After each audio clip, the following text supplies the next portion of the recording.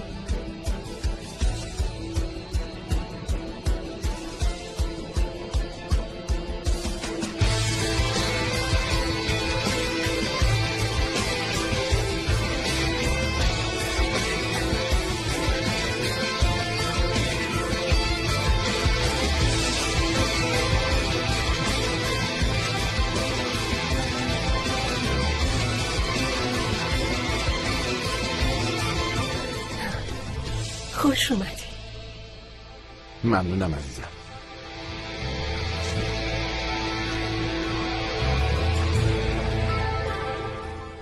خوش اومدی داداش. بیا تو.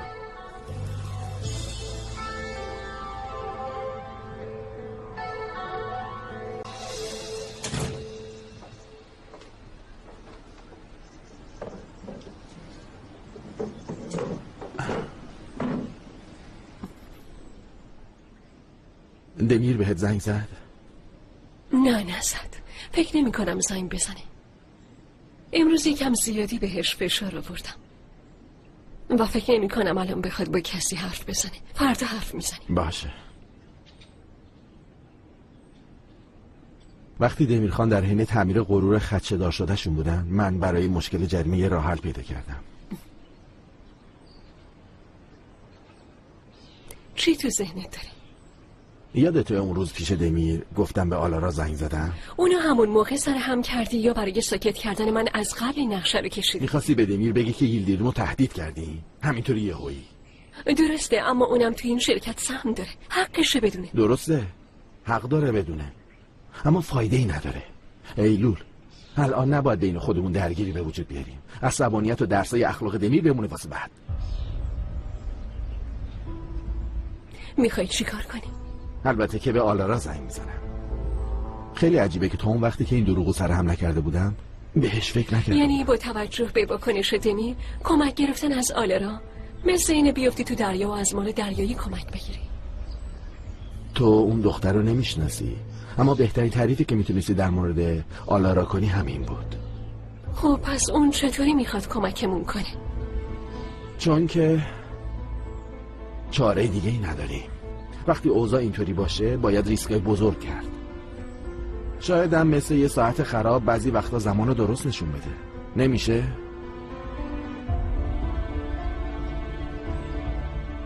میشه یکم در مورد این دختره به هم بگی؟ وسایل تو چی کار کردی؟ یه جوری میگه وسایل انگار چیه، 2 تا چمدون و 2 تا کارتون بود دیگه. گذاشتمشون تو انبار. باشه قبول، تصمیم گرفتی تنهاش بذاری، اما مگه الکی این تصمیم رو گرفتم بدات؟ میدونی به من چی گفت؟ تو چشم نگاه کرد و بهم گفت تو حالمو خوب نمی‌کنی. باید چیکار می‌کردم؟ باشه داداش، درک میکنم. دختره منظورش این بوده که الان حالشو خوب نمی‌کنی. نگفته که هیچ وقت و از این به بعدم حالشو خوب نمی‌کنی. تو چرا لج کردی و وسایلتو جمع کردی زدی بیرون؟ یه جور که دیگه نمی‌خوای برگردی. حالا که می‌خواد از من دور باشه و یکم فکر کنه، باید تو خونش فکر کنه دیگه. نمیخوام تو خونه این و اون بمونه. اون دختره به خونه خودش عادت داره، خودت میدونی. تازه از چیزایی که بهشون علاقه داره دور بمونه مریض میشه. خوب و قشنگ حرف میزنی داداش، اما این رفتنت معنیش این نیست که دختره راحت فکر کنه. تو رسما زده به سرت خونه رو ترک کردی پسر. یعنی جلو پلاستو جمع کردی زدی بیرون؟ انگار تو به راه خودت و من به راه خودم. برای اینکه اینطوری برداشت نشه براش نامه نوشتم. چی کار کردی؟ نامه گذاشتی؟ تو این شرایط برای دختره نامه گذاشتی؟ ای خدا بگم چی کارت نکنه. چرا؟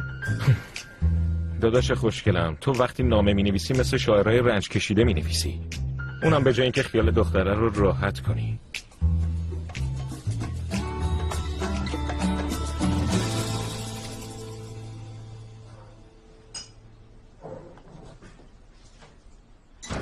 این دختره آلارا با توجه به تعریفات دختری نیست که همینجوری بخواد به کسی خوبی بکنه. خب چی کار کنیم؟ این قضیه رو بیخیال بشیم. من خودم از بیچارگی نمیدونم چی کار باید بکنم.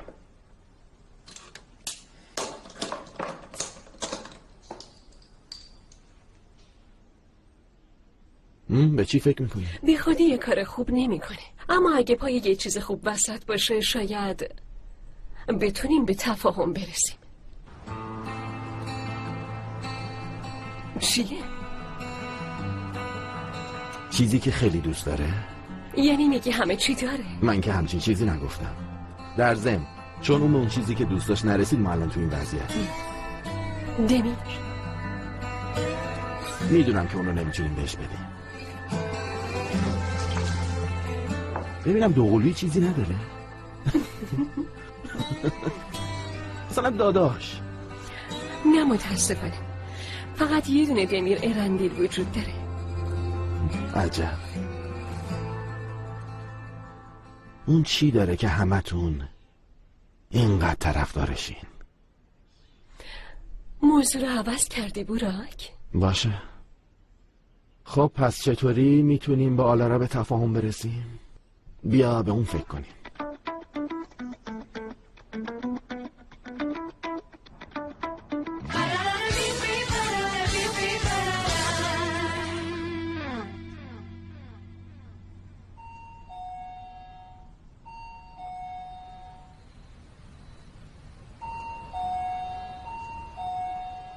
اوف آیدا، اینا انگار خونه نیستن. ببین چراغاشون هم روشن نیست. مروه بهش پیام بده، شاید جوابتو بده. لروکس کجایی؟ اومدیم اما خونه نیستی. رفتین دکتر؟ عزیزم با دمیر خانیم؟ هر وقت تونستی بهمون زنگ بزن یا پیام بده باشه. همه پیاما بهش میرسه اما هنوز نخونده. یعنی چی؟ یعنی کل روز تلفنشو نگاه صبح گفت نکرده؟ مریضم آیدا، شاید کل روزو خوابیده. نه مروه، حتما یه چیزی شده. من خیلی نگرانم. لروکس خونه ای؟ زنگ بزن.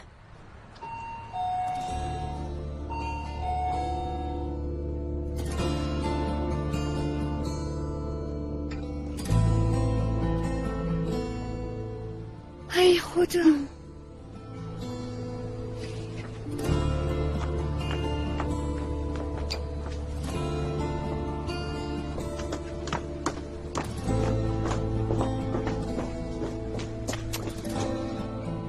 ای بابا آیدا، چراغای اینجام روشن نیست. لروکس ساکیست. پس اینا کجان؟ جوابم که نمیدن. داریم از نگرانی میمیریم. تو جواب میدی اما کاش زبون تو میفهمیدی. لروکس. نه هیچ صدایی نمیاد. میگم نکنه دمیر خان لروکسو یه جایی برده. خب چه میدونم، از صبح تا حالا از دوتاشون هم خبری نیست. شاید با هم دیگه آشتی کردن و با هم رفتن غذا بخورن. نه اگه اینجوری بود به پیاممون جواب میداد. داری به لروکس زنگ میزنی؟ دمیر خان. ای بابا مزاحمشون نشو. شاید دارن سعی میکنن با هم آشتی کنن. مزاحمشون نشو دیگه. مروه ما اینجا داریم از نگرانی میمیریم. بگن خوبیم همین، بعدش با هم حرف میزنن. مشترک مورد نظر در اونم جواب نمیده؟ لطفاً بعد از شنیدن صدای بوق پیغام بگذارید. نه جفتشون در دسترس نیستن. سر کارم نبودن، خونه منم که نیستن، اینجام نیستن، تو حبیبایی هم نیستن. یعنی کجا میتونن باشه؟ گلخونه؟ شاید رفتن اونجا. آره به وداد زنگ فکر بزن. خوبیه. شماره‌شو داری؟ ها.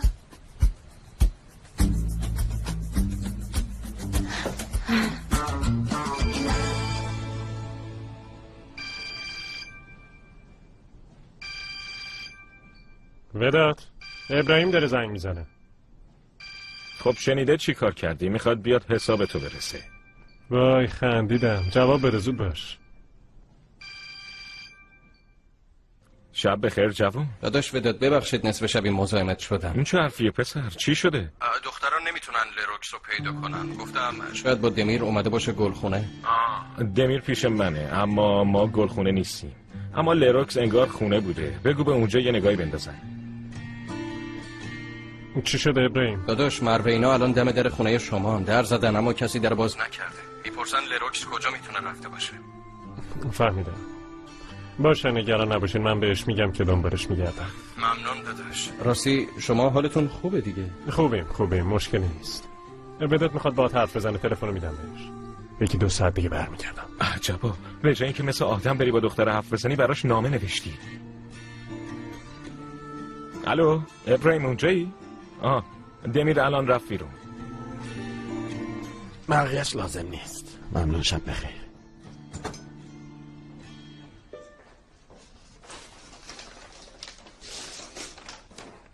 بفرمایید.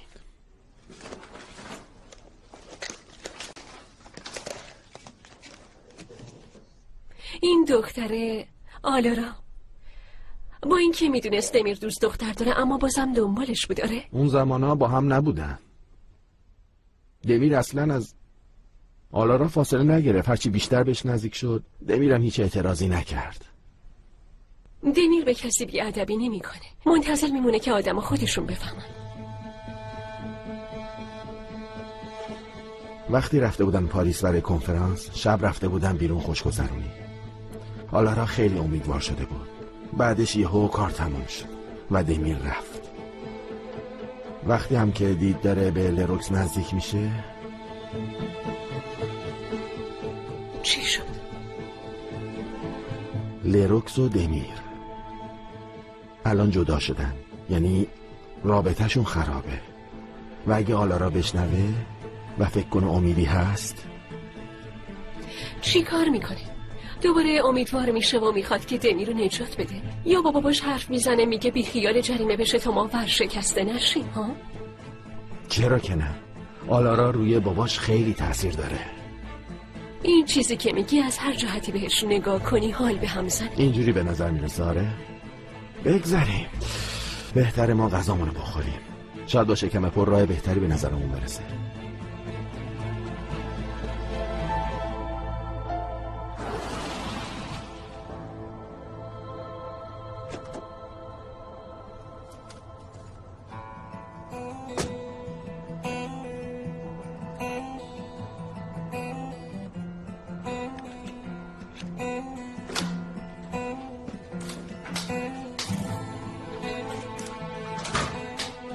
لروکس،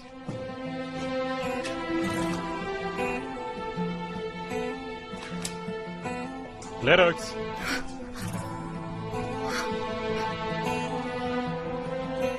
دمیر، لروکس تو خونه ای؟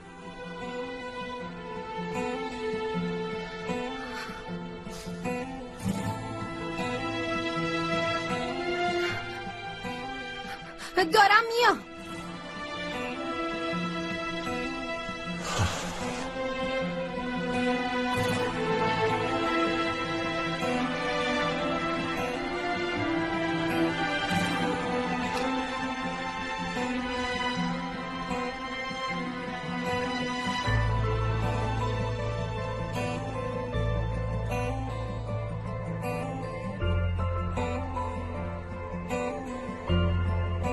دوبله شده در استدیو جن. چیزی رو فراموش کردی؟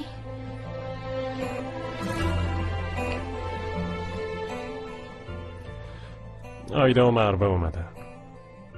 کلی در زدن اما انگار نشنیدی. شنیدم ولی باز نکردم. چی شده؟ زود به تو زنگ زدن؟ البته خب وقتی منو پیدا نکردن همه جا رو به هم ریختن. نگرانت شدم. چیزی واسه نگرانی نیست.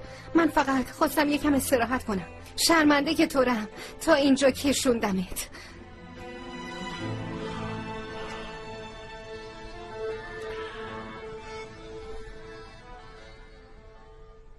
حالت خوبه؟ خوبم، چیزی نیست. راستی دمیر، اگه میخواستی وسایلتو جمع کنی منم میومدم کمکت میکردم. گرچه تو خیلی زود همه چیو جمع کردی اما نتونستی بری شرکت. تو شرکت کلی کار داری، کلی منتظرت موندن. میشه یکم حرف بزنیم؟ 2 دقیقه بشین. باشه بشین. چیزی میخوری؟ چایی؟ قهوه‌ای چیزی؟ نه لازم نیست. بیا بشین.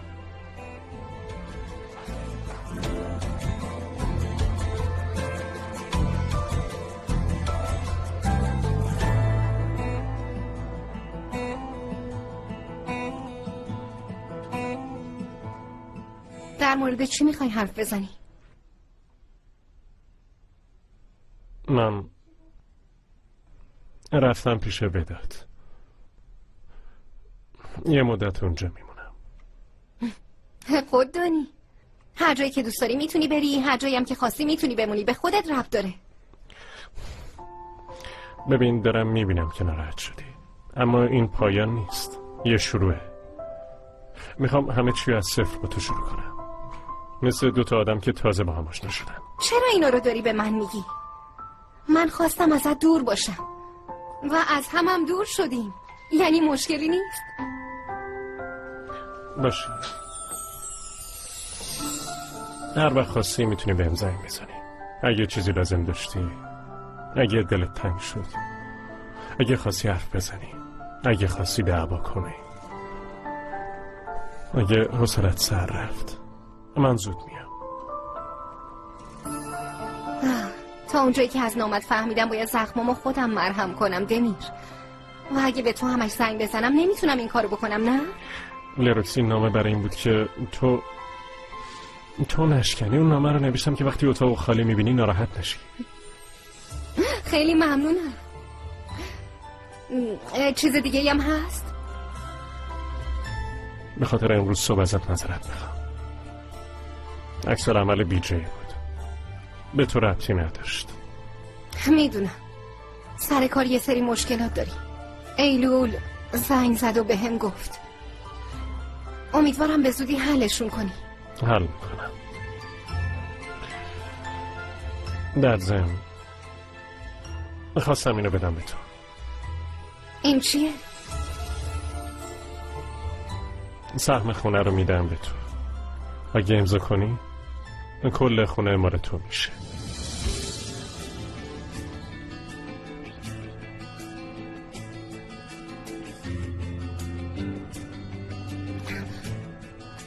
تو داری چی کار میکنی دمیر؟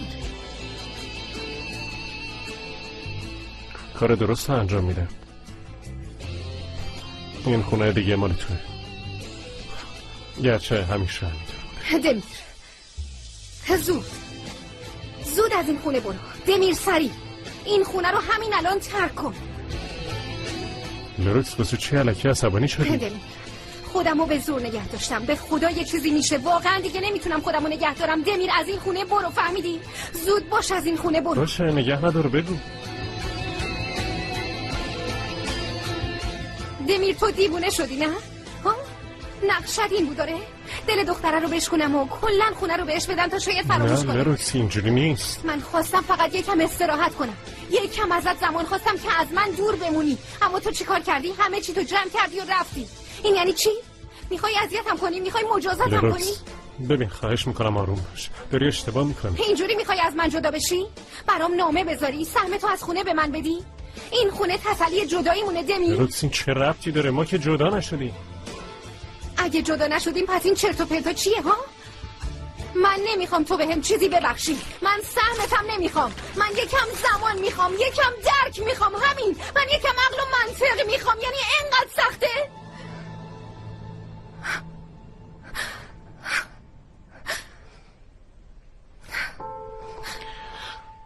حق با تو بود. من حالتو خوب نمیکنم. تو خودتو جمع و جور میکنی، منم هرچی که از گذشتم مونده. یه شروع جدید خواهیم داشت با هم و یه روز تو این خونه خیلی خوشبخت خواهیم بود. اما تا اون موقع به چیزایی که وجود ندارن فکر نکن و خودت اذیت نکن. شکستنت خیلی من اذیت میکنه. اونقدری که فکر میکنی شکننده نیستم.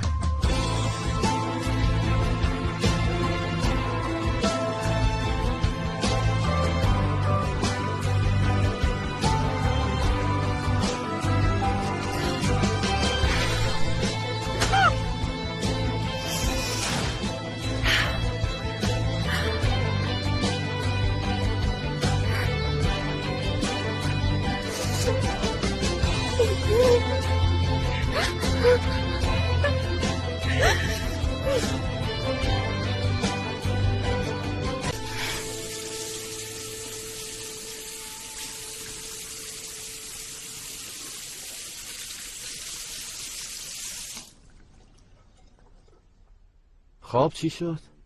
تونستی به اون موضوع فکر کنی؟ براک خواهش میکنم اون موضوع باز نکن. اون بحثو تمامش کرده بودیم. فقط همین یه آتو تو مشتمونه. نباید در موردش یکم فکر کنیم ها؟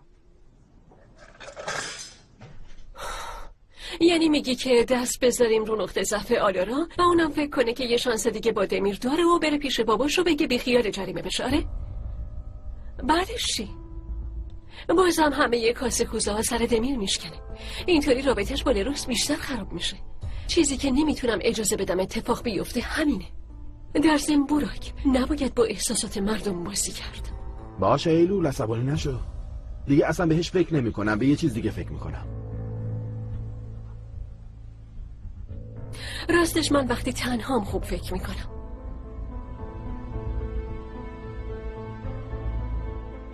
فهمیدم.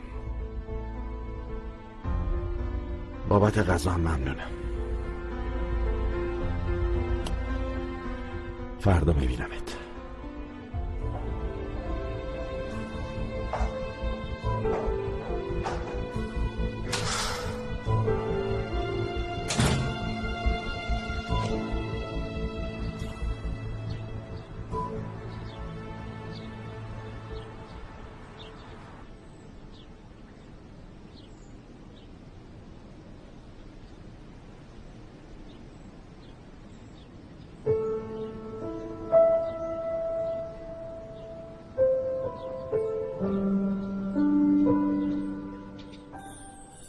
دمیر، قهوه درست کردم برات. لروکس.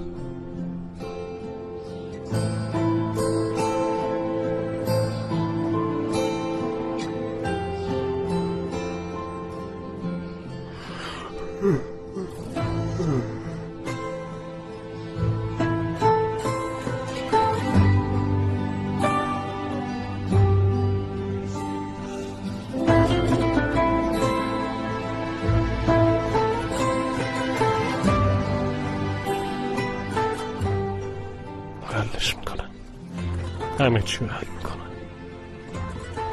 این جدایی نباید طولانی بشه.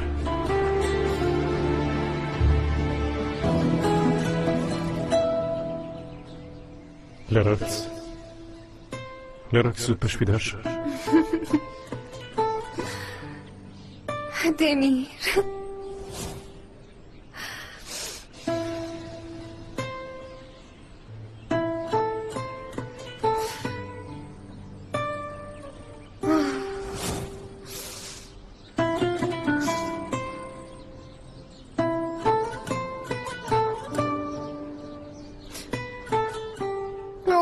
دمیر، من باید قوی باشم مگه نه چی؟ آره من قویم. من به دمیر ممیر نیازی ندارم. من زیمبام. آره مثل زیمبام.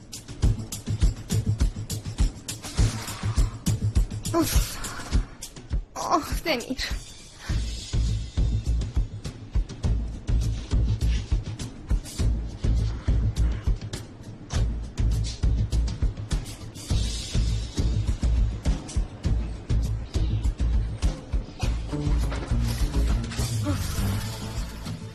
خب عادت کردم هر روز صبح اینجا ببینمش.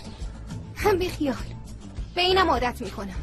مگه چی بود آخه هر روز میومد اینجا ورزشای عجیب میکرد؟ تو هم راحت شدی مگه نه سکیز؟ آخیش سکوته. حیات به این بزرگی فقط مال ما شد. اصلا خوب شد که رفتی دمی. از خونه رفت. هوای دخترها شما منو ترسوندین. کی اومدین آخه؟ اصلا تلاش نکن موضوع رو عوض کنی باشه. یعنی چی که از خونه رفت؟ در ضمن مگه تو از خونه نرفته بودی؟ خب اون چرا رفته؟ چطوری شد؟ شما دارین چیکار میکنین؟ نمیدونم. ما کاملا قاطی کردیم. معلوم نیست داریم چی کار میکنیم. خب چطور به این نقطه رسیدین؟ آخرین بار تو مریض بودی نیومدی سر کار، مگه اونم نیومد ازت مراقبت کنه؟ طرف از خونه بیرون کردی؟ نه بابا چه بیرون کردنی؟ فقط بهش گفتم وقتی پیشتم نمیتونم خوب فکر کنم و حس خوبی بهم نمیدی. هیچ فرقی نداره. نه عزیزم فرق داره. من ننداختمش بیرون، نگفتم بره که. خب معلومه که برای اینکه تو راحت باشی گذاشته رفته. الان قهر کردی؟ نه عزیزم چه قهری آخه؟ مگه ما بچه‌ای مثل بچه‌ها با هم قهر باشیم؟ برای اینکه من از بچه‌ام دور نباشم دمیر این فکر رو کرده، اما خوب فکر کرده. ببین سکیز دلش برای من تنگ شده بود. یعنی مشکل خاصی نداریم، یعنی مهم نیست. خب البته دمیر خان خیلی کار خوبی کرده، خیلی فکر خوبی کرده. یعنی آدم تو خونه خودش راحت تره، مگه نه آیدو جون؟ آره دقیقاً اینجوری خیلی بهتر شد. ببین چقدر حالت خوب شده لروکس، رنگ و رو گرفتی، انرژی گرفتی. آره حس خیلی خوبی دارم واقعا. آره ببین حالت چقدر خوبه. یعنی همون لروکسی که ناراحتی سرش نمیشه، هیچ وقت کم نمیاره و پا پس میکشه و همیشه قویه. درسته؟ آره بابا چه بلاهایی که سر من نیومده. حالا این میخواد منو اذیت کنه، چه میدونم دمیر ایلوله. من از دور تماشا میکنم و همه چی خوب بررسی میکنم، فکرامو میکنم، بعدش هم از این جریانا خودمو میکشم بیرون. آفرین گازشو بگیر. دقیقاً من از همینجا گازشو میگیرم و میرم. نه لروکس بریم داخل، زود باش آماده شو بگه بریم سر کار. راست میگی. باشه پس شما یه 5 دقیقه با سکیز باشین، من میرم آماده بشم، الان برمیگردم.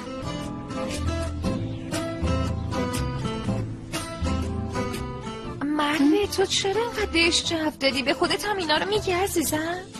البته عزیزم، چیزایی که به خودم میگم به اونم گفتم.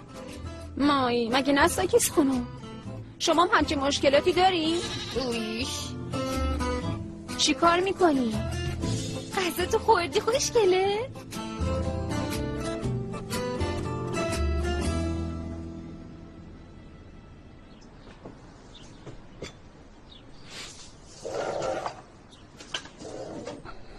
ممنون بدت.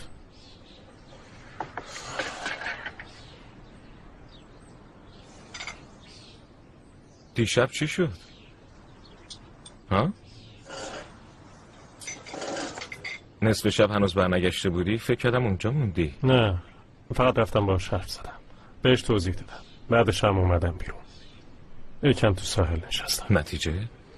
نمیخواد من از دست بده و نمیخوادم از خونه برم، اما نمیتونه منو ببخشه. خب میخوای چی کار کنی؟